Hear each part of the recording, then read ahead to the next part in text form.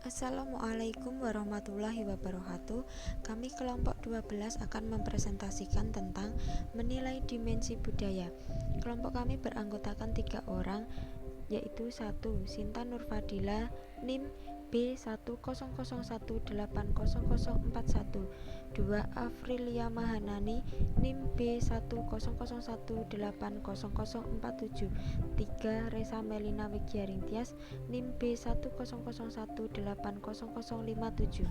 Pengertian dimensi budaya menurut Hofstede adalah perbandingan budaya mengandaikan bahwa ada sesuatu yang harus dibandingkan. Setiap budaya sebenarnya tidak begitu unik.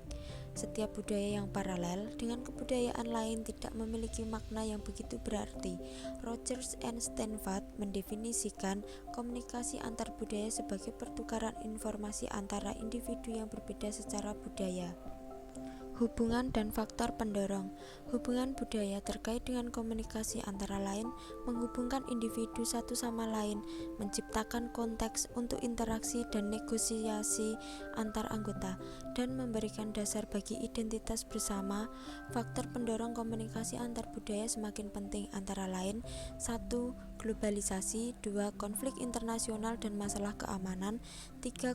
Kompetisi terhadap sumber daya alam, 4. Masalah lingkungan hidup, 5. Masalah isu.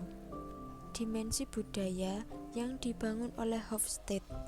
Power distance atau jarak kekuasaan adalah mengenai sejauh mana anggota dalam organisasi serta lembaga tersebut menerima kekuasaan dan berharap penyamarataan dalam pendistribusian kekuasaan.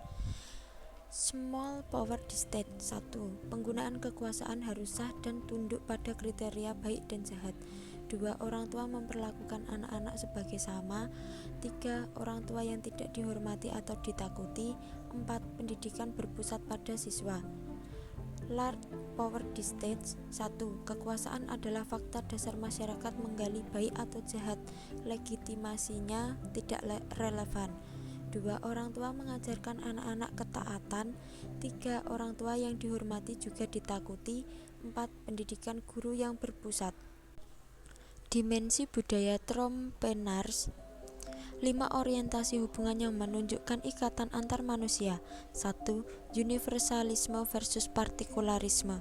Universalisme, keyakinan bahwa ide-ide dan praktik-praktik dapat diterapkan dimanapun tanpa perubahan.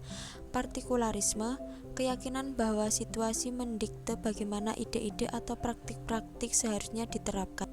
2. Individualisme versus komunitarianisme. Individualisme mengacu pada orang-orang yang terkait dengan dirinya sendiri sebagai individu.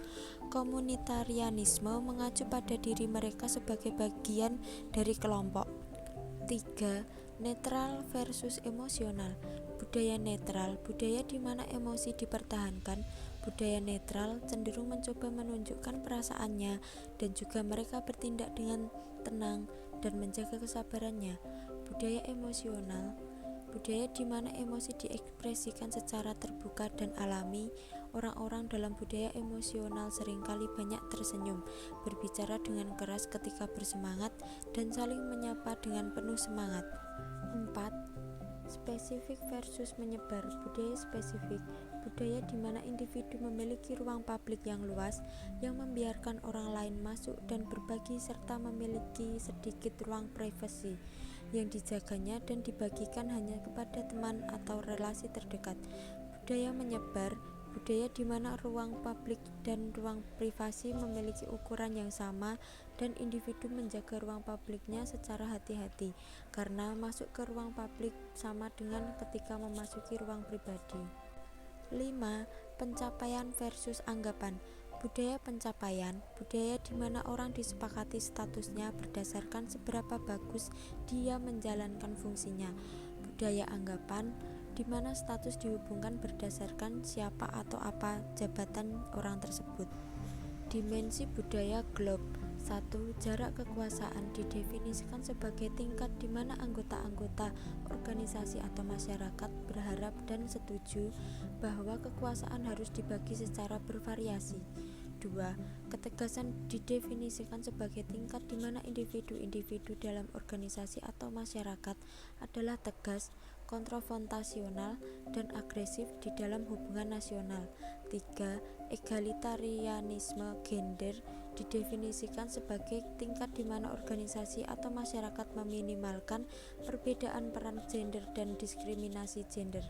4. Orientasi performa mengacu pada tingkat di mana organisasi atau masyarakat mendorong dan menghargai anggota-anggota organisasi atas perbaikan performa yang sangat prima. Sekian presentasi dari kelompok kami, kurang lebihnya mohon maaf yang sebesar-besarnya. Wassalamualaikum warahmatullahi wabarakatuh.